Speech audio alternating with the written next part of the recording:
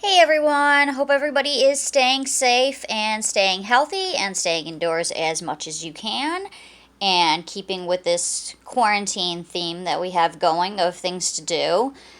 I haven't done a video in a while, so I just wanted to stick with that theme, and I wanted to talk to you guys about a game that I bought last week. And the reason I want to make this video is because I haven't seen anything like this on YouTube yet.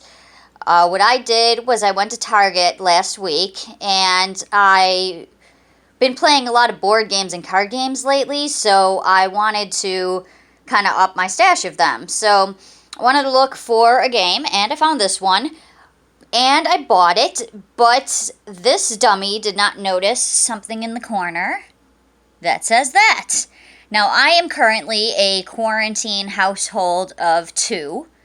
And unless I can teach my turtle to play board games, I was going to be stuck. And it kind of bothered me a lot because I opened this game up, and as you can see, like, the art is beautiful on it. It stays very true to the movie.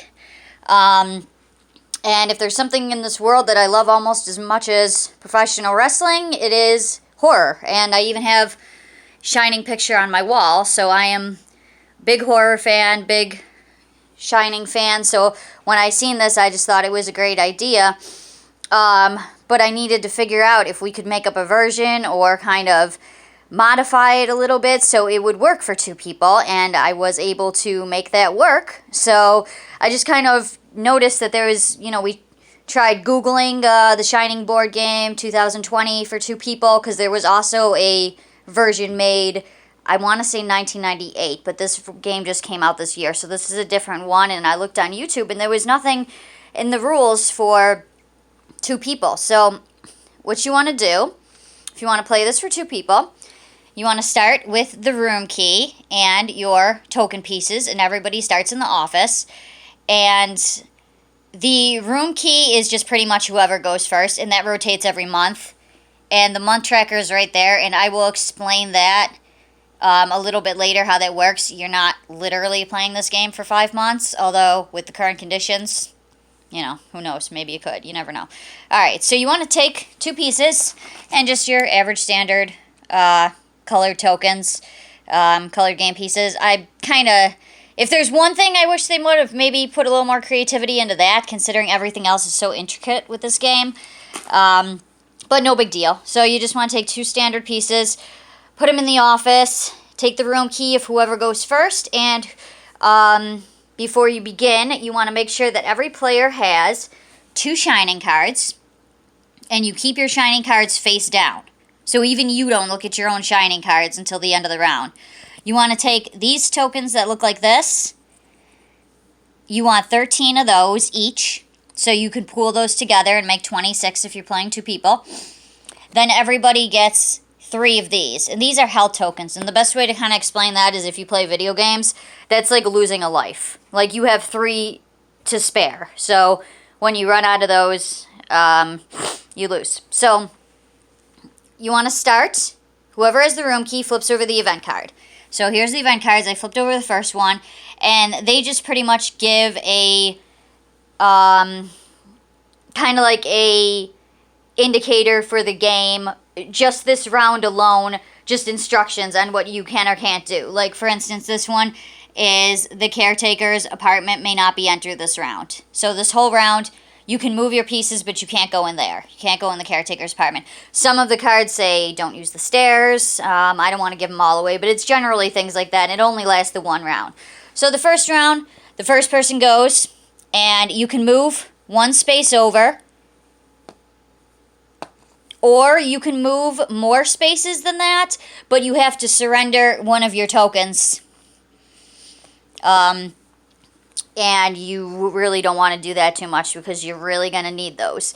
Also, I forgot to mention before the game, like I said, every player gets 13 of these, but then you also, aside from the 13, just from the general pool, which you can keep in the box, you put in these only in the solid circle ones, not in the ones with any writing. So it wouldn't go there, it would go there, there, but not there. And I forgot to set that up. I was hoping to make this video short, but it's already 5 minutes long. So let's just keep moving along. So the first person goes, and then they follow the instructions on the bottom. And they do that, and then the next person goes.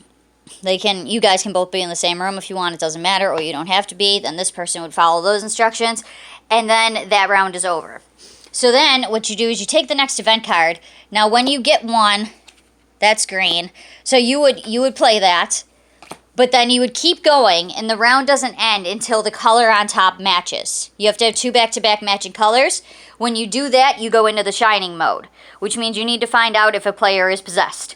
And how you do that is you need to flip over your tokens. You can actually look at your tokens. I don't know why I had these flipped over. You can't look at the shining cards, but you can look at your tokens. So let's keep these face up. So that's 3 points. And the whiskeys are all 2 points. So I would have 7 points here. So this, when I flip this over, if this is, we have to see what value this is, and we have to hope that we have more points here than we do here. So we want this number to be greater. This number is 7, so we want this to be less than 7.